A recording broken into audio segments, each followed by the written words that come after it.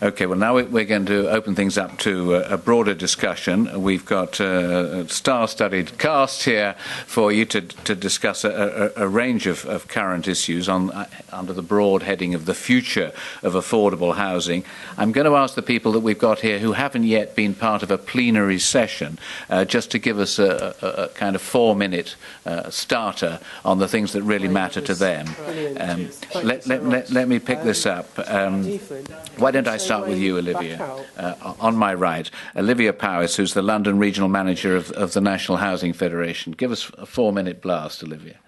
All right, well, I was originally asked to speak on retrofitting, so I'll just cover a very quick overview of that and the work that the Federation's doing. Our members provide 2.5 million affordable homes for more than 5 million people. So obviously we've got a huge challenge in terms of retrofitting. Greening England's 25 million homes is a massive job, and the social sector obviously has a huge part of that. Our existing homes are 27% of current emissions, and the other major challenge around it is the cost. There's a huge amount of discrepancy around the cost of what it entails to actually do a whole house retrofit. But at the moment, there's general agreement that for sort of 80% carbon reduction, we're looking at around about £25,000 per home. If we multiply that by the number of homes in our sector, that's 62.5 billion to retrofit the whole sector. So that, coupled with the need for us all to actually look at having, we need lower fuel bills with the winter that we've just seen, and fuel prices likely to rocket. It's more and more important that actually we're looking at improving the fabric of our homes and making it easier for the 5 million people who currently are in fuel poverty, many of whom live in social housing, and that number is probably only going to go up. There were some figures that I looked up just before I came here. From now to 2015, a third of coal capacity is closing. From 2015 to 2025, there's going to be a plateau of oil production. We're only looking at 20% renewable requirement by that point. So there is a possible projection that the average energy bill by 2020 could be £5,000. Obviously, that's out of reach of most of our tenants. So why aren't we doing it? Essentially, we're not doing it because we haven't yet found a mechanism to pay for it, as has already been discussed. Associations have already funded decent homes themselves, and their capacity to do any more of that is virtually zero. We already invest in a huge amount of other activities apart from just housing.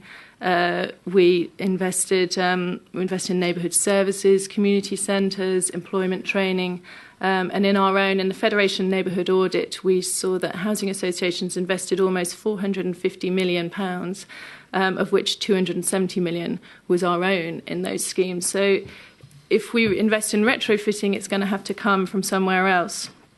And what needs doing? A lot of us have already done the easy measures, so now we're looking at the harder things.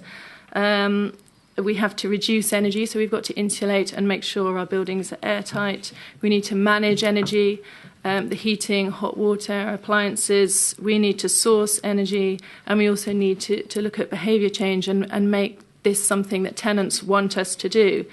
The current mechanisms for funding are fairly clunky. Mostly associations are relying on supplier obligations, so certain CESP funding, I think, as our local authorities, which is piecemeal, and it also slightly skews what work gets carried out. So you do whatever needs doing according to the programme, as opposed to tackling the whole property in one go. And also there's a possibility of the pay-as-you-save model, but we need to square the circle in terms of housing associations. The landlord pays for the work, and the tenant enjoys the lower fuel bill, and somehow we need to share that benefit to make sure that we can find a way to pay for it. So really, those are the major points. That this is a huge challenge for the sector. Lots of associations are already doing a lot of work, but what we really need is a long-term funding mechanism. Okay, I'll just throw a comment at you before we move to the next speaker, which is that for once, there is a funding mechanism, I think, possibly, that exists that can square that circle, because you are going to see savings over a period of years that will pay for that initial investment. It may not be as much as 25 grand either per unit, because there will be savings every year. You can bring those back to the beginning, and if you put the rent up by £2 a week, but people save £3 a week, then they have a bargain. At the moment, it's not possible for the Housing Association to raise the rent by £2 a week, even though there might be a saving as a result of this of £3 a week. And I think that we have something here that pays for itself over time. So unlike a lot of the other asks of central government, this one, we could find the mechanisms and more power to your elbow and finding them that will square that circle. I think one of the only issues on that is that we need to be sure that the savings in social housing would be enough to pay for that. So obviously they'll go some way, but if we've got people who haven't got huge fuel bills, they're going to take a certain level of comfort before, in the improvement in their property before they start to pay back. That's a choice, though. That becomes a choice. Okay, let me turn next to John Doggart, who's the chair of the Sustainable Energy Academy. John, build on that. Okay. Thanks, Olivia. We've got a huge task in front of us. It's a very exciting one. If we're going to get out of jail environmentally and financially and all the other things, we're going to have to transform 500,000 houses a year, every year for the next 40 years. It's a truly colossal project. It's bigger than the World War II. But it's absolutely necessary. And the reason why it's necessary is it's going to save 15 times more energy and 15 times more carbon than concentrating on new build. So this is the area that we're going to get out of jail. Now, when we started off in this, and then we being a charity, looking to how we could influence all this, we decided on a campaign called Old Home Super Home, which just as on the can, is how do you turn old homes into super homes. And we found there were 4 problems. Not just funding, but that's very important, but a lack of desire, a lack of knowledge, a lack of capacity to do the job, as well as the lack of funding. So we've set off to play our part in this process. Let me just take the lack of desire first of all. If we've got a product normally in the marketplace, a new thing called a mobile phone here, we can see it, look at it, features on it, cost, we know what we're buying, we know what it does, and we can make a choice. But when we're looking at what we're trying to do, which is turning old homes into super homes, we don't have the model. You can't go and see these houses yet, or very few of them. Certainly 2 years ago, you couldn't see them. Okay, they were invisible because they weren't there or they weren't available. They were just being done in little corners of the room. So we're doing a classic marketing no-no. You're trying to sell a product and you can't show people what it is.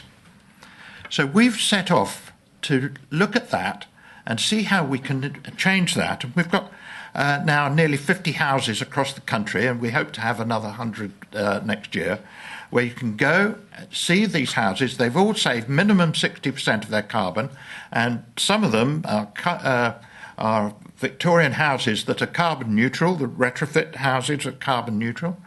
A whole range of things. I don't know if he's here. The guy with got the Grade 2 listed thatch cottage. Not at the moment. Okay. There's a whole range of houses that are there. Okay. And why is this important? Because you can have a touch and feel experience. However much you talk about this, there's nothing that replaces you going to see other houses and seeing what they're like.